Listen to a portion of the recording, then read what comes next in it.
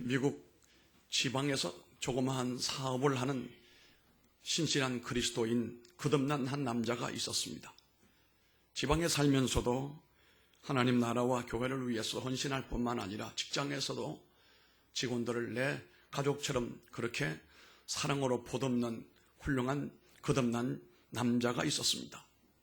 한 번은 뉴욕에 회의가 있어서 직원 몇 사람을 데리고 회의에 참석을 했는데 마치고 난 다음에 예약한 비행기 시간이 상당히 타이트해서 급히 뛰어가지 않으면 안 될 지경이 됐습니다. 그래서 직원 5명과 함께 급히 뛰어나가는데 직원 하나가 지나가면서 할머니가 리어카에 거기다가 과일과 채소를 판매하고 있는 할머니 수레를 잘못 건드려가지고 이게 떨어졌어요. 그래도 시간이 없으니까 그 직원이 그냥 뛰어가는데 이 거듭난 청년은 주인은 거기서 떨어져 있는 사과를 줍고 그리고 채소를 다 정리해서 할머니에게 미안하다고 사과하고 그리고 얼마만큼 돈을 손에 쥐어줬는데 보니까 할머니가 소경이고 앞을 못 보는 분이에요. 근데 그 할머니가 이 거듭난 청년에게 이렇게 물어요. Are you Christian? Are you Jesus? 당신 예수입니까? 물었어요. 깜짝 놀랐습니다. 난 아닙니다. I'm nothing. 그랬더니 아니라 이거예요. 내가 이 리어카에서 이게 떨어졌을 때 우리 주님에게 주님 여기 오셔서 나를 도와주세요. 예수님 이곳에 오셔서 도와주세요라고 했는데 바로 당신이 와서 수습을 하고 내게 이렇게 준 거니까 당신이 예수님이십니다. 그래서 그 할머니에게 다 해드리고 가니까 비행기는 떠나고 하루 호텔에서 잠을 자며 그 이튿날 집으로 돌아갔는데 호텔에 누워 가만히 생각해 보니까 내가 이제까지 살아오는 날 가운데 오늘이 제일 행복한 날이에요. 물론 난 예수가 아니지만 내가 예수님은 아니지만 저 할머니 앞을 못 보는 할머니가 나를 예수님으로 알고 있으니 이 얼마나 행복한 일인가. 바로 이 남자가 거듭난 남자다. 본어게인한 남자다. 그렇게 우리가 얘기를 하는 것입니다. 거듭난 사람과 거듭나지 못한 사람은 엄청난 차이가 있습니다. 우리가 잘 아는 것처럼 누에 고치 안에 있을 때는 아무런 힘을 쓰지 못하는 애벌레에 불과합니다만 누에 고치를 뚫고 나오게 되면 애벌레가 아니라 날개를 단 나비나방이 된다는 사실이에요. 고치 안에 있을 때는 1차원, 2차원의 삶에 만족하지만 날개가 달리게 되면 3차원, 4차원을 날게 된다는 겁니다. 같이 예배를 드리고 하나님을 섬겨도 거듭난 사람과 거듭나지 못한 사람의 그 내용의 결과는 전혀 비교할 수가 없을 정도로 큰 차이가 난다는 사실을 우리가 얘기해 볼 수 있습니다. 여기 니고데모라고 하는 이 사람은 당대에 이 사람만큼 좋은 스펙이 없습니다. 그의 지위나 권력이나 모든 것이 모든 사람들에게 비교가 되지 않을 정도로 탁월한 사람이었음에도 불구하고 그런데 거듭남에 대한 중생에 대한 그 진리를 몰랐던 거예요. 너는 유대 이스라엘의 선생이면서도 어찌 이것을 모르느냐. 예수님께서 그렇게 말씀을 하셨다는 사실입니다. 그래서 오늘은 우리가 이 거듭난 얘기 마지막으로 시리즈로 3번째 설교를 하는데 어떻게 거듭날 수 있는가? 어떻게 거듭날 수 있는가라고 하는 말씀을 함께 상고해 보려고 합니다. 읽었던 말씀 14절 15절 말씀을 우리가 다시 보게 됩니다. 함께 우리 14절 15절 보십시다. 모세가 광야에서 뱀을 던 것 같이 인자도 들려야 하리니 이는 그를 믿는 자마다 영생을 얻게 하려 하심이니라. 아멘. 어떻게 거듭날 수 있는가에 대하여 예수님이 다른 말씀을 하지 않으시고 뭘 얘기하시느냐고 하면은 모세의 노뱀 사건을 상기시키면서 그렇게 너희들도 14절 15절에 보니까 이는 그를 믿는 자마다 영생을 얻게 하려 하심이라.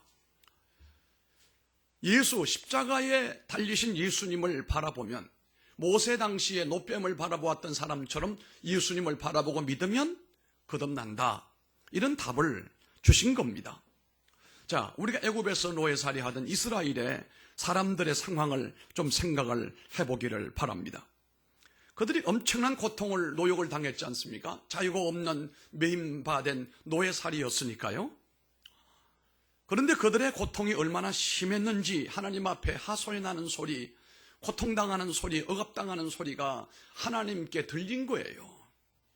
그래서 하나님께서 모세라고 하는 걸출한 지도자를 세워서 모세를 통하여 이제 이 노예된 백성을 이집트에서 하나님의 약속의 땅 가나안으로 가게 하시는 겁니다.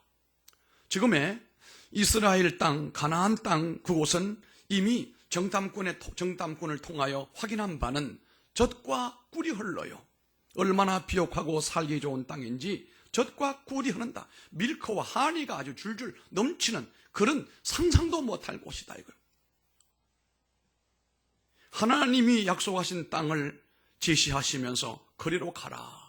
그래서 모세가 그 뚝뚝 떨어지는 축복의 땅, 약속의 땅으로 이스라엘 백성을 이끌고 가지요.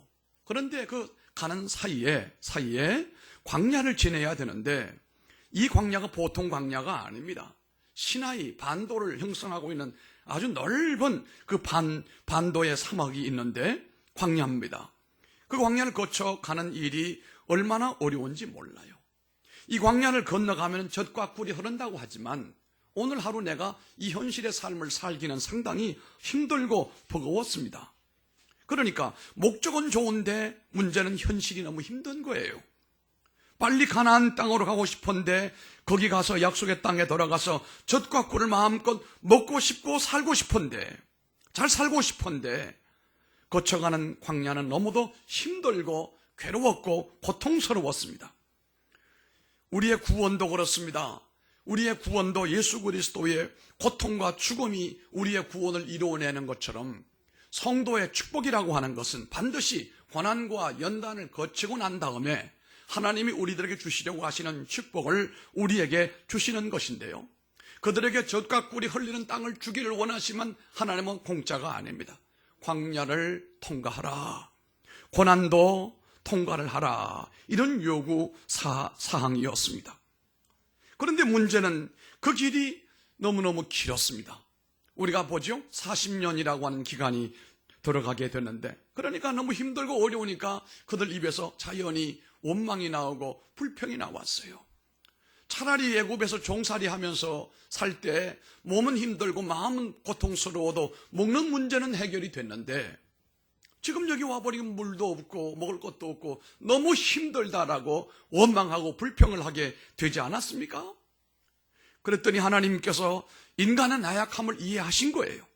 여러분, 인간은 인간이에요. 하나님은 그 약한 인간을 모르시는 바가 아니요, 다 아시기 때문에 우리를 용서하시는 겁니다. 그래서 그들에게 하나님께서 그 만나를 내려주시는데 마치 아이들이 재미 맛있게 먹는 과자와 같은 흰색의 밀가루 같은 하늘 과자가 그게 만나 아니겠습니까? 만나는 그게 만나가 아니고 만나는 영어로 what is it? 이것이 무엇인가? 모르지요. 신비한 하나님의 양식이죠. 메이드 인 코리아가 아니고 메이드 인 헤븐이에요. 하늘나라에서 만든 떡이 그렇게 내려오고 쏟아졌습니다. 날마다. 얼마나 감동적이었는지 알 수가 없습니다. 그런데 문제는 그걸 자꾸 먹다 보니까 우리말로 말하면 이득이 난 거예요. 여러분, 아무리 맛있는 음식도 계속 먹으면 맛을 못 느끼죠. 아무리 맛이 있는 한우 소고기를 먹는다고 해도 계속 먹다 보면은 이게 한우인지 돼지고기인지 구분도 안 될 거예요. 하나님의 은혜로 주시는 이 광야 배고픈 땅에서 하나님의 만나를 그렇게 먹으면서 처음에는 감동했습니다마는 오래가지 못하여 이들 입에서 불평이 또 나와요. 왜 이것만 주십니까? 만나밖에는 없습니까? 여러분, 이걸 보게 되면 사람은 자기가 받고 누리는 축복에 너무 익숙해지게 되어지게 되면 익숙해지게 되면 어떤 현상이 일어나는가 하면은 그 축복을 축복으로 받아들이지 않아요. 그래서 여러분, 이게 무서운 겁니다. 우리가 이걸 매너리즘이라고 할 수도 있어요. 사람이 받고 누리고 있는 축복을 이걸 축복으로 여겨지지 않으면 이것은 문제가 되는 거예요. 그런데 누구든지 익숙해지다 보면 축복이 축복으로 여겨지지 않는 거예요. 사람이 병석에 누웠다가 해가 돋는 아침부터 하루 건강한 모습을 하루만이나 좀 살 수 있으면 얼마나 좋을까. 근데 살다 보니 또 그게 아니잖아요. 감옥에 있는 사람이 내가 나가면 정말로 잘 살아야지. 나와가지고 일주일은 어떻게 했는지 모르겠는데 그 다음부터는 또 본래대로 돌아가는 것이 이게 인간의 모습이 아닌가라고 하는 것입니다. 여러분에게 바라는 것은 하나님 주신 은혜와 축복을 무력화시키거나 잊어버리거나 이것을 안 받은 것처럼 하지 않기를 바랍니다. 하나님의 축복이 늘 우리의 축복으로 남을 수 있도록 힘쓰고 애쓰는 우리 모두가 되기를 바라는 것입니다. 제가 어릴 때에는 하늘을 바라보고 가끔 비행기가 지나가면은 그렇게 부러워했어요. 저 비행기는 사람이 탄다는데 어떤 사람이 타고 갈까? 저기 타고 가는 사람은 얼마나 좋을까?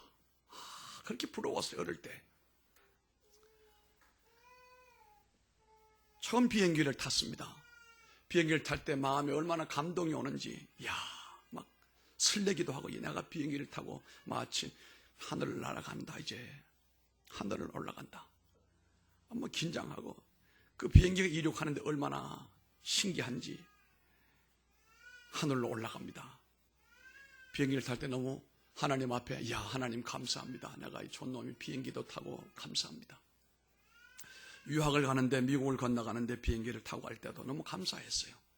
근데 문제는 여러 번 왔다 갔다 하다 보니까 비행기 타는 것이 감사가 아니고 짜증스러운 거. 아이고, 저것도 내가 그때는 여기서 비행기를 타게 되면 디트로이트를 가가지고 디트로이트에서 다시 3시간을 타고 가야 되는데 가다 보면 15시간씩 막 걸려요. 얼마나 지루한지. 또 비싼 거는 못 타고 가니까 일본 가서 또 갈아타고 가다 보니까 시간이 많이 걸려요.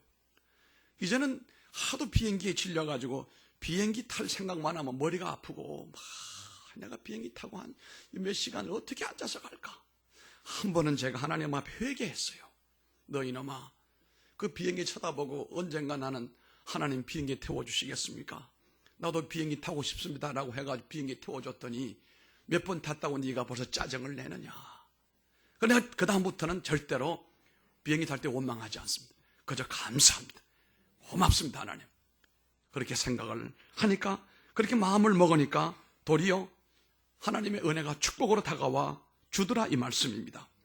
오늘 여기에서 사람이 축복에 익숙해지면 그 축복을 잊어버리게 되고, 그런데 하나님이 그걸 제일 싫어한다는 사실이에요. 우리가 받은 은혜를 놓쳐버리고 잃어버리고 그 은혜와 축복을 아닌 것처럼 하는 것을 하나님이 싫어한다, 이 말입니다. 제가 성경을 읽어보니까 하나님이 그때 제일 짜증을 내시는 것 같아요. 그래서 어떻게 했느냐고 하면은, 우리가 이 오늘 본문의 말씀을 보니까 예수님께서 거듭남에 대한 원리를, 노뱀에 대한 말씀을 하고 있잖아요. 이 노뱀이 무엇입니까? 이 노뱀에 대한 얘기는 여러분들이 너무도 잘 알 겁니다. 광야 생활이 힘들고 어려우니까 짜증을 하고 원망을 하다 보니까 어디서 나타나는지 불뱀이 나타나가지고 이 독을 품고 있는 이 붉은 뱀이 나타나서 사람을 물고 가는데, 물린 사람들은 몸이 붓기 시작을 하고 그리고 얼마 가지 않아 죽어갑니다. 많은 사람이 뱀에 물리고 많은 사람이 죽어갑니다. 원망했던 사람, 불평했던 사람들은 전부 그렇게 되는 거예요.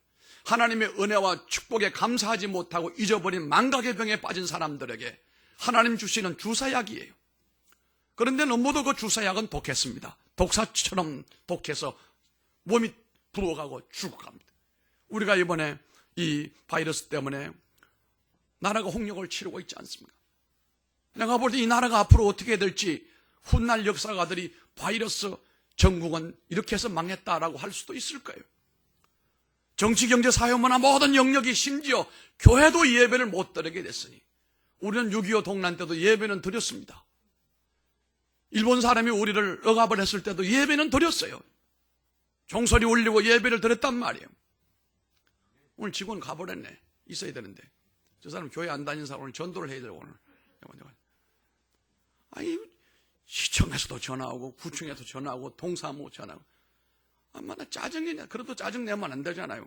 우리는 단돌이 잘해서 문제 없도록 하고, 정부 시책에 적극 협력을 하고, 하나도 문제 없도록 단돌이 잘하고 있으니까 염려하지 말고, 영 못 믿었거든. 오늘 한번 와보라 그랬더니 또 왔어, 또 구청에서.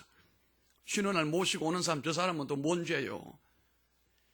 이것은 교회가 잘못해서 온 죄라고 말하기는 뭐 하는지 몰라도 우리는 우리 죄를 하나님 앞에 인정해야 됩니다.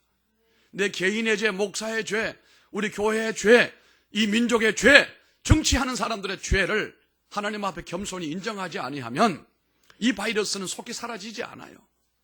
이 불뱀이 물고 간 자리마다 사람들이 몸이 붓기 시작을 하고 독이 올라 죽어가는데 그 숫자가 점점 늘어나는 거예요. 이 바이러스 전국이 이제 사라질 정도가 됐지만 사라지지 않아요. 뭐 500명을 넘어서다가 지금 400명 손으로 이제 떨어지긴 했지만 그것도 보장 못합니다. 여기서 터지고 저기서 터지고 감당을 못합니다. 오죽하면 정부가 예배에 좀 협조해달라고. 뭐 경기도는 이재명 도지사가 어저께 그 얘기 편지를 보내왔어요. 행정명령으로 예배를 못 드리게 하는, 너 죽을 놈은 별짓을 다 해라. 네가 뭔데 예배를 못 드리게 하느냐. 하나님이 예배를 드리지 말라고 하면 몰라도 정부 관계자가 누가 예배를 가타부타 할 수 있는 나라가 아니요. 종교 자유가 있고 집회 자유가 있는 거예요. 그것을 당신들이 법으로 제재할 수는 없다 이거예요. 제재한들 그게 됩니까? 안 됩니다. 여기에 불뱀에 물린 사람들이 독이 오르고 죽어가는 것을 누가 막을 수가 있습니까? 하나님이 해결해 주셔야 됩니다. 모세가 하나님 앞에 부르짖지요. 하나님 이 백성을 이 광야로 끌고 와 다 죽이려고 하십니까? 물론 원망불평 잘못했습니다만 그렇다고 이렇게 죽이면 어떡합니까 하나님? 이게 지도자의 아픔이고 지도자의 책임이에요. 그랬더니 하나님께서 그러면 네가 구리라고 하는 것은 색이 붉으스름하잖아요. 구리로 불뱀하고 똑같이 만들어가지고 높은 장대 매가지고 높은 데다가 세워놓고 누구든지 바라보는 사람은 나으리라고 네가 다니면서 외쳐라고 그랬어요. 속히 모세가 하나님 말씀대로 그 구리를 가지고 불뱀처럼 만들어서 장대 끝에 매달아가지고 높은 곳에 갖다 놓고 사람들에게 얘기를 했습니다. 여러분, 이 장대 끝에 노뱀을 쳐다보는 사람은 살게 됩니다. 바라보시길 바랍니다. 그리고 다녔는데요. 이제 모세가 장대 끝에다 그렇게 매달고 돌아다니는 가운데 그 말을 듣고 있던 이스라엘 사람들 가운데는 두 가지 반응을 했습니다. 한쪽 사람들은 아니 우리가 불뱀에 물려가지고 죽어가고 있는데 하필이면 왜 또 노스로 뱀처럼 만들어 짜증나게 왜 그렇게 또 세워놓고 우리 보고 병 주고 약 주는 것이냐 말이에요. 또 어떤 지적인 사람들은 뭐라고 말합니까? 그건 과학적으로 맞지가 않고 합리적으로 맞지가 않지 노뱀을 바라본다고 어떻게 낫겠느냐 말이에요. 그런데 어떤 사람들은 아니요, 그 미신 아니요. 그게 아니고 우리가 하나님 앞에 원망하고 불평한 죄지. 뉘우치는 마음으로 우리 저 노뱀을 바라봅시다. 그리고 노뱀을 바라본 사람은 즉시 몸에서 그 붓기가 떨어지게 되고 건강을 되찾게 됐다는 사실이에요. 이 얘기를 하면서 주님께서 어떻게 거듭날 수 있는가를 말씀하시는 거예요. 한마디로 말하면 골고다 위에 십자가 매달려 내 죄를 위하여 십자가에서 모진 고통 당하신 예수님을 바라보고 예수님을 믿고 예수님을 따라가는 사람이라면 그가 바로 거듭날 수 있다라고 하는 비결을 오늘 이 말씀 가운데 우리에게 가르쳐주고 있는 것입니다. 여러분, 구원이라고 하는 것, 중생이라고 하는 것, 사람이 볼 때는 굉장히 어렵고 신비한 일이지만 하나님 보실 때는 어려운 일이 아닙니다. 아주 단순한 일일 수밖에 없는 것입니다. 바라보기만 하면 낫는 역사가 일어나게 되는데 뭐가 더 큰 문제가 되겠습니까? 요한복음 3장 14절에 모세가 광야에서 뱀을 든 것 같이 이렇게 말씀하는 것을 우리가 봅니다. 뱀을 든 것 같이. 그 다음에 인자도 들려야 하리라 이렇게 말합니다. 여기 인자가 누굽니까? 인자는 순자 명자가 아니에요. 인자는 예수님이 본래 요셉의 아들로 인간의 아들로 마리아 몸을 통해 태어났잖아요. 그래서 그 예수님을 가리켜 참 하나님이시고 참 사람이시다. 참 사람이라는 말은 죄 없는, 아담의 원죄가 없는 사람이다. 왜? 성령으로 잉태했으니까. one person, 한 번, two nature, 두 성을 가지고 있는 분이다. 신성과 인성을 가지고 있는 분이. 이번에도 신천지의 교주 이만희는 자기가 예수라고 하는 거 아닙니까? 자기가 메시아라고 하는 거 아니에요? 또 조용히 사람 별로 없을 때 내가 하나님이라고 그러고. 이번에 이 신천지도 뿌리 뽑아야 해요. 신천지가 얼마나 독한지 알아요? 청년들 세뇌시켜가지고 끌려가는 사람도 미혹의 영에 끌려가는 거죠. 이번에 보면 대구에는 어떤 그 아파트에 그냥 절반 이상이 자기들끼리 그냥 사는 거예요. 무슨 짓을 하는지 몰라요. 이 정부도 정신 차려야 되는 것이, 세월호 사건 때 거기 이단 구원파가 들어갔어요. 이번에 이 바이러스 사태 때도 바로 이만희 신천지가 들어가 있어요. 영적 문제라는 거예요.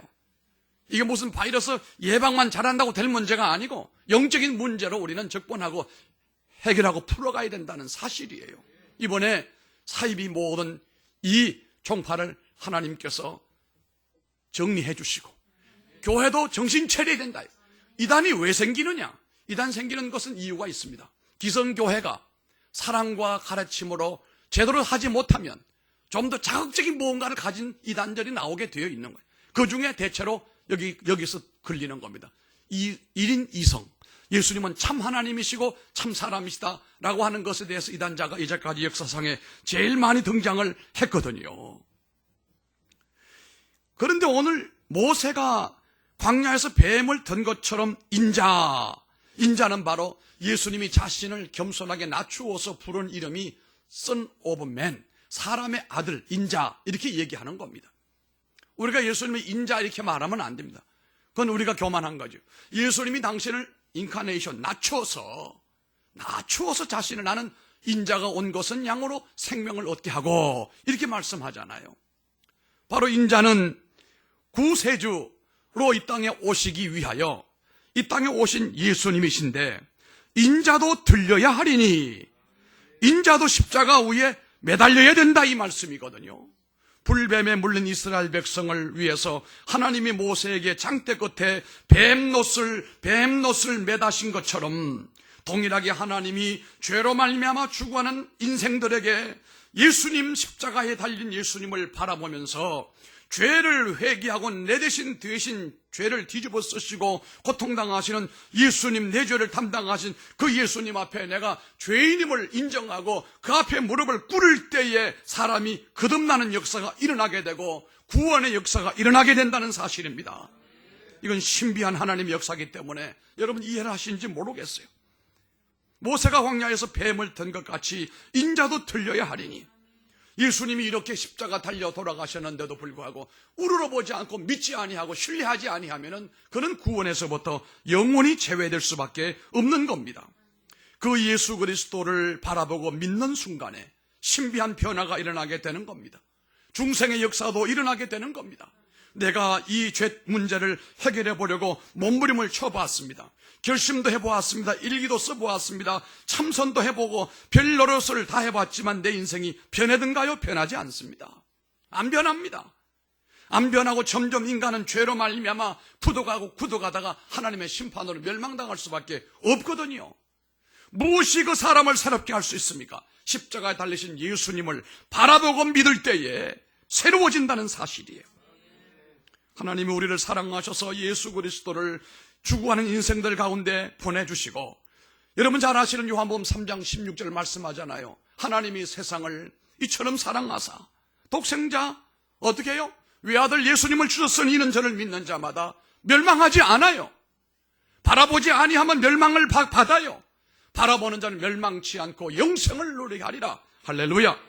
죄 때문에 죽어가는 인생, 우리의 죄 문제를 해결하고자 하나님이 보내주신 하나님의 아들 구원자 예수 그리스도, 우리의 허물과 죄를 대신 짊어지고 십자가에 높이 매달려 모진 고난과 고통을 다 감당하신 예수 그리스도, 그 예수 그리스도를 우리가 믿음의 눈으로 첫째 바라보고, 두 번째 그 예수님을 내가 믿을 때에 믿는 자마다 내 힘으로 해결할 수 없었던 죄 문제가 자연스럽게 하나님으로부터 풀리는 역사가 일어나게 되고, 죄로 말미암아 찌들었던 내 삶의 모든 요소에 하나님의 생기가 들어가게 되고, 은혜와 성령의 삶의 새로운 변화가 일어나고, 내 건강에도 내 기업에도 우리 가정에도 새로운 봄의 생기 같은 놀라운 역사가 일어나게 되는 줄로 믿습니다.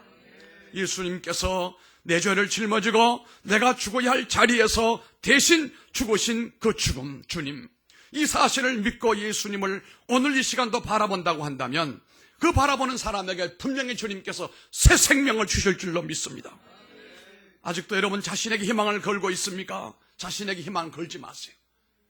여러분을 믿어봐야 여러분을 통해서 될 수 있는 일은 거의 없습니다.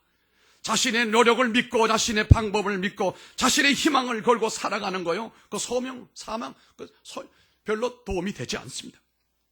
그러나 내가 십자가에 달린 예수님을 바라보고 그 주님을 믿으며 그 주님으로부터 중생한 사람에게는 하나님이 도우시는 새로운 역사가 그의 삶의 모든 영역에 나타나게 되는데 밀물처럼 밀려오는 축복을 누리게 된다는 사실입니다. 아직도 여러분 자기를 믿으려고 합니까?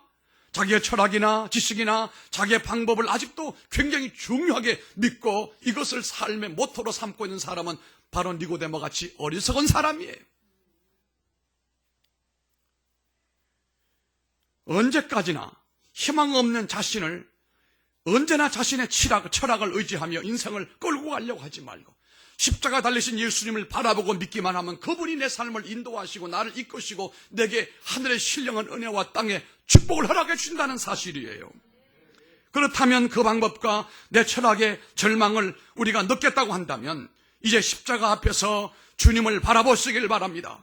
내 죄를 짊어지시고 십자가에서 고통당하시고 죽으신 나 대신 보배로운 피 흘리신 예수님을 바라보고 믿으시기를 바랍니다.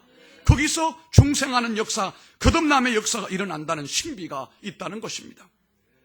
장사하신 지 사흘 만에 부활하신 예수님께서 누구든지 나를 믿는 자마다 영생을 얻으리라, 새로운 생명을 얻으리라, 그 예수 그리스도를 믿는 순간 하나님은 예수님 안에 있던 새로운 생명을 내게 선물로 주실 줄로 믿습니다.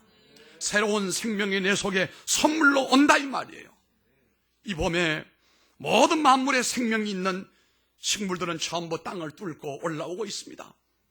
우리 안에 하나님의 생명과 하나님의 새로운 생명이 주어져 있는 분들은 어떤 환경, 어떤 여건이 주어질지라도 우리가 절망하지 아니하고 하나님의 인도하심 따라 우리는 날마다 승리의 길로 나가게 될 줄로 믿고 이번 봄에도 놀라운 역사가 있을 줄로 믿습니다. 이 바이러스 상황이 끝나고 난 다음에 우리에게는 우리 개인이나 우리 가정이나 우리 교회에 하나님 주신 놀라운 선물이 우리 앞에 올 줄로 믿습니다. 이 새로운 생명을 예수님을 통해서 받은 사람들을 보면서 주님께서 하시는 말씀이야, 이제 네가 새로워졌구나. 교회를 그렇게 다니면서도 십자가 달린 예수님을 외면하고 그 주님을 믿지 않고 그냥 구경만 하고 다닌 사람들에게는 구원함이 없어요, 지금 이 자리에도. 그러나 이 시간 우리가 눈을 들어 나를 위하여 대신 십자가에서 고난 받으시고 죽으신 예수님을 첫째는 바라보고 두 번째는 믿으면 구원의 역사가 내게도 임하게 되고 중생의 역사가 임하게 되는 줄로 믿습니다. 이번에 이 코로나 바이러스를 통해서 우리는 많은 생각을 해야 됩니다. 우리 한국 사람들이 참 못된 면들이 많습니다. 특히 많이 교만해 있습니다. 그렇게 좀 못 살다가 좀 살만하니까 우리 한국 사람들이 너무 교만했어요. 그러나 우리가 알고 있는 것처럼 100년 전에 우리가 어떻게 살았습니까? 우리 교만하면 안 됩니다. 우리 한국 사람들은 겸손해야 됩니다. 베풀고 나눠주는 마음으로 살아가야 되고 늘 우리가 하나님의 그 은혜를 잊으면 안 됩니다. 배가 부르고 등 따시고 살만하고 삶의 환경이 좀 안전해지게 되니까 하나님을 믿으려고 하지 않아요. 예수님을 그렇게 바라보고 믿으려고 하는 사람이 점점 줄어들고 있다 이 말이에요. 교회에 사람들은 많이 모이는데 많이 모인 교회는 전부 다 문 닫았어요. 이렇게 적게 모이는 것 하나님의 은혜예요. 이 정도는 괜찮아요. 사이즈가. 많이 모이는 데는 얼마나 압박을 심하게 하는지 사랑의 교회는 1시간 만에 꼬리 내렸어요. 내일이면 예배 드린다고 다 했는데 토요일날 12시에 청와대에서 모시가 와가지고 30분 동안 내가 볼 때 약점이 있는 거야. 난 약점 없어요. 털고 털어도 난 약점 없어요. 아마 나나씨는 보니까 있는 것처럼 여겨지는 것 같습니다. 난 약점 없어요. 동산교회 약점 없어요. 떳떳해요. 하나님 앞에 떳떳해요. 비록 이런 곳에서 예배를 또 이게 어땠어 그래요. 이럴 땐 이게 최고요. 모르지 또 이 건물주가 또 요즘에 반값 뭐 한다는 그 캠페인도 있잖아요. 또 뭐 월세를 반으로 낮춰준다든지 또 그것도 모를 일이고, 예. 그것도 믿을 필요는 없고, 이럴 때는 이것도 하나님의 은혜다. 박장님 안 그렇습니까? 예? 이것도 하나님의 은혜다. 예? 교회 크면 신천지가 오는지 구천지가 오는지 바이러스를 달고 오는 사람이 오는지 가는 사람이 오는지 어떻게 알아요? 몰라요. 그러나 우리가 깨달아야 됩니다. 우리 한국 교회는 그동안 하나님의 부흥과 축복을 많이 받았음에도 그 은혜를 쉬 잊어버리고 자기 교회만 크게 만들려고 욕심을 부리다가 이런 문제를 만들어버리고 만 거예요. 교회 교인들이 300명, 500명 이상 모이면 나는 그건 교회가 아니고 그건 기업이요. 왜? 기업 경영으로 해야지 돌아가지. 교회 목회해가지고는 더 이상 되지 않아요. 목회는 300명에서 500명이 딱이요. 그렇게 되면 문제가 없어요. 그렇게 되면 못할 일도 없어요. 선교도 하고 교육도 하고 봉사도 하고 많은 일 얼마든지 할 수가 있습니다. 하나님께서 우리 교회에 은혜 주시면 그 정도는 하나님 부흥시켜 주시면 정말로 그 은혜 영원히 잊지 말고 하나님을 기쁘시게 하고 구속의 은총을 베푸신 예수 그리스도를 영원히 찬송과 영광 돌리는 동산의 성도들 되시기를 주님의 이름으로 축복합니다. 자리에서